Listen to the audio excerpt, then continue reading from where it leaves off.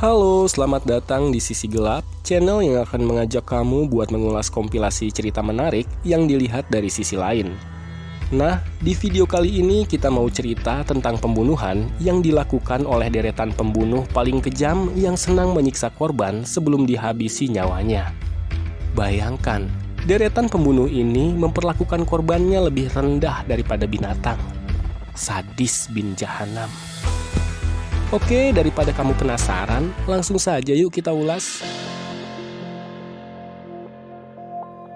Leonard Lake dan Charles Ng.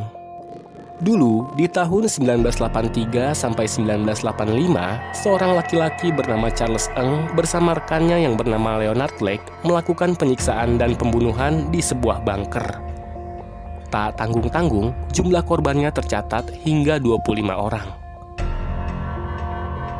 Leonard Lake dikenal sebagai pembunuh berantai asal Amerika yang senang menyiksa para korban sebelum menghabisi nyawanya. Dia lahir pada 29 Oktober 1945 di San Francisco dengan nama lengkap Leonard Thomas Lake. Namun, ia punya beberapa nama lain yang dipakai sebagai nama samaran, seperti Leonard Hill, Leonard Kress, dan nama-nama lainnya. Leonard Lake tewas pada tahun 1985 karena menelan pil sianida setelah ia ditangkap atas kasus pencurian, penipuan, dan senjata ilegal.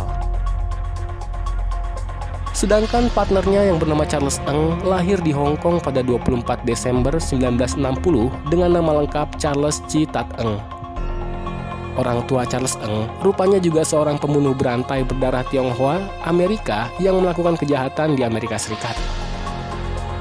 Charles Ng tercatat telah melakukan pemerkosaan, penyiksaan, dan pembunuhan dengan jumlah korban sekitar 25 orang. Dia melakukan kejahatan ini bersama rekan kriminalnya, yaitu Leonard Lake. Leonard dan Charles menyandra, menyiksa, dan membunuh korban-korbannya secara sadis. Tapi khusus korban wanita, mereka jadikan budak seks terlebih dahulu sebelum dihabisi nyawanya. Setelah penangkapan Leonard dan Charles pada Juli 1984, polisi menggeledah bunker mereka dan menemukan 40 pound tulang manusia atau sekitar 18 kg. Polisi juga menemukan peta harta karun di bunker tersebut yang menuntun mereka ke sebuah tempat di mana Leonard dan Charles mengubur dua peti. Ketika dibuka, peti pertama berisi kartu identitas dan kartu kredit para korban yang dimanfaatkan Leonard dan Charles untuk berhutang. Dari sini, polisi percaya bahwa jumlah korban yang sudah dihabisi nyawanya oleh Leonard dan Charles kurang lebih ada 25 orang. Peti kedua lebih menyeramkan lagi dari yang pertama, karena isinya adalah puluhan halaman dari catatan pribadi Leonard serta kumpulan video rekaman pemerkosaan dan penyiksaan wanita. Dalam beberapa kasus, Leonard dan Charles menculik pasangan suami istri. Korban wanita diikat dan dijadikan budak seks di depan suaminya yang juga dalam keadaan terikat. Setelah puas melakukan penyiksaan dan pemerkosaan, Leonard dan Charles akan menghabisi nyawa korban dengan trik ilmiah yang sadis, yaitu memasukkan korban ke dalam sebuah wadah berisi bahan kimia dan zat asam berbahaya, hingga tubuh korban hancur lebur seperti ini. Richard Ramirez. Dijuluki sebagai penguntit malam atau The Night Stalker, Richard Ramirez adalah seorang pembunuh berantai di Amerika Serikat yang telah membunuh sedikitnya 14 orang. Tak hanya membunuh, Ramirez juga memperkosa dan menyiksa belasan orang lainnya. Ramirez sendiri merupakan pecandu narkoba sekaligus penganut ajaran satanik yang meneror Amerika Serikat sekitar tahun 1980-an. Korban pertamanya adalah seorang nenek berusia 79 tahun yang dibunuh di rumahnya sendiri. Setelah pembunuhan pertama itu, korban-korban terus berjatuhan yang rata-rata korbannya adalah wanita. Anehnya, sebelum dibunuh, korban wanita ini ditelanjangi terlebih dahulu dan diperkosa. Ramirez juga selalu menyerang korban di rumahnya sendiri. Seringkali, korban Ramirez ini adalah pasangan suami istri. Korban laki-laki akan dibunuh terlebih dahulu dengan cara ditembak dengan pistol, kemudian korban wanitanya diperkosa dan ditikam habis-habisan hingga tewas. Namun pada tahun 1985, Ramirez berhasil diringkus oleh polisi. Saat di persidangan, Ramirez mencoba meyakinkan hakim dengan berkata kalau korbannya masih hidup. Dia benar-benar menyangka kalau korbannya masih hidup setelah ditembak, diperkosa, dan ditikam dengan sadis. Dari sinilah tim penyidik yakin kalau Ramirez bukan penjahat biasa, melainkan penjahat yang sakit mental. Setelah menjalani persidangan yang cukup panjang, Ramirez pun mendapat hukuman mati atas semua tindakan kriminal yang pernah dia lakukan. Aileen Wuornos. Wanita kerap identik dengan kelembutan dan kasih sayang. Namun, tidak bagi Aileen Wuornos yang bisa dikatakan sebagai perempuan garis keras. Wuornos adalah mantan pekerja seks komersial yang tinggal di Florida, Amerika Serikat. Dia lahir pada 29 Februari 1956 di kota Rochester. Sejak usia belasan tahun, Wuornos sudah jadi pekerja seks komersial. Hingga seiring bertambah usianya, Wuornos dikenal sebagai pembunuh berantai yang sadis. Di tahun 1989 hingga 1990, seringkali ditemukan mayat laki-laki terkapar di jalanan Florida, Amerika Serikat.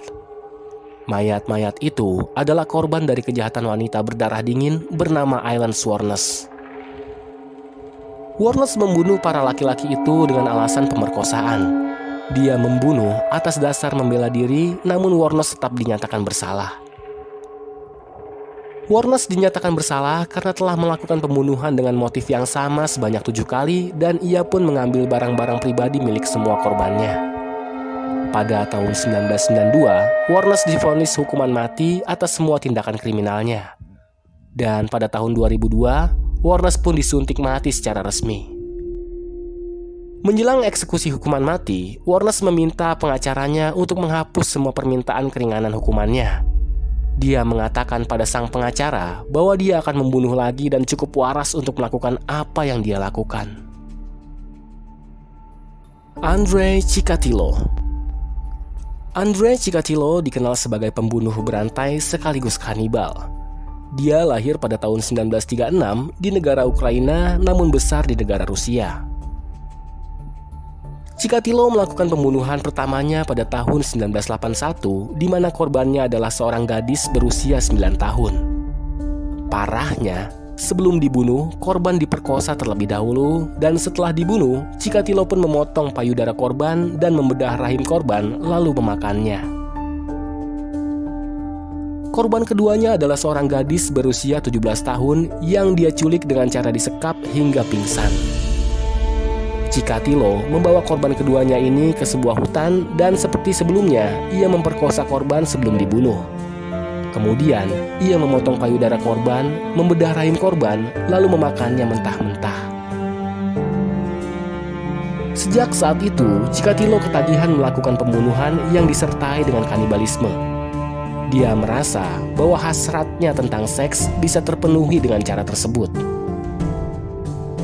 Namun pada tahun 1990, Chikatilo berhasil ditangkap polisi dan menjadi tersangka atas 56 kasus pembunuhan.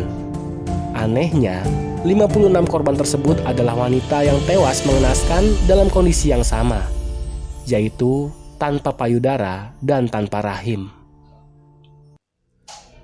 Chikatilo pun mendapat vonis hukuman mati dan pada tahun 1994, hukuman mati itu dilaksanakan. Chikatilo harus menerima hukuman mati dengan cara ditembak dari belakang telinga kanannya hingga tembus ke telinga kiri. Luis Gravito. Luis Alfredo Gravito atau yang biasa dipanggil Luis adalah seorang pembunuh berantai paling kejam asal Kolombia. Dia lahir pada 25 Januari 1957 dari keluarga yang tidak bahagia.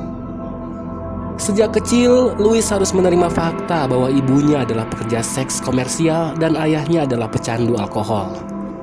Seringkali, sang ayah memukul ibunya di depan Luis. Bahkan, ada satu momen di mana sang ayah memaksa Luis untuk melihat ibunya sendiri diperkosa oleh laki-laki lain. Luis dewasa menjelma sebagai sosok pembunuh yang menyeramkan. Rata-rata korban yang dibunuhnya adalah anak laki-laki berusia 6-16 tahun. Para korban juga biasanya berasal dari golongan masyarakat bawah seperti petani, buruh, atau anak yatim piatu. Louis sering melakukan penyamaran untuk mengelabui korbannya. Kadang ia menyamar sebagai tunawisma, menjadi pedagang, atau menjadi orang kaya hanya untuk mengelabui korban supaya bisa terjebak dalam jeratan kriminalnya. Dengan memberi iming-iming berupa makanan, uang, atau pekerjaan sambilan, Louis sering berhasil menipu korbannya. Setelah berhasil menipu korban, Louis akan mengajaknya jalan-jalan hingga korban kehabisan tenaga dan tak berdaya saat dieksekusi. Para korban biasanya akan diikat dan diperkosa terlebih dahulu. Setelah puas, Louis akan melakukan penyiksaan sadis seperti menusuk anus korban dengan benda tajam, memotong alat kelamin korban dan menyumpalkannya ke mulut korban, lalu ia pun membunuh korban dengan memenggal kepalanya. Pada 22 April 1999, Louis berhasil diringkus oleh polisi dan dituduh telah melakukan percobaan pemerkosaan dan pembunuhan. Awalnya, Louis bersikeras membantah tuduhan itu. Ia bahkan mengelak tuduhan tersebut sambil menangis untuk meyakinkan polisi. Namun setelah menjalani penyelidikan lebih lanjut, Louis akhirnya mengakui perbuatan gilanya. Kepada polisi, ia mengaku telah membunuh 140 orang anak laki-laki. Awalnya Louis dijatuhkan hukuman seumur hidup. Namun karena Louis mengakui kesalahannya dan mempercepat proses penyidikan, hukuman Louis pun dikurangi menjadi 22 tahun hukuman penjara. Hal ini menimbulkan banyak kecaman dari masyarakat karena hukuman penjara selama 22 tahun itu tidaklah setimpal dengan perbuatan gila yang sudah dilakukan Louis.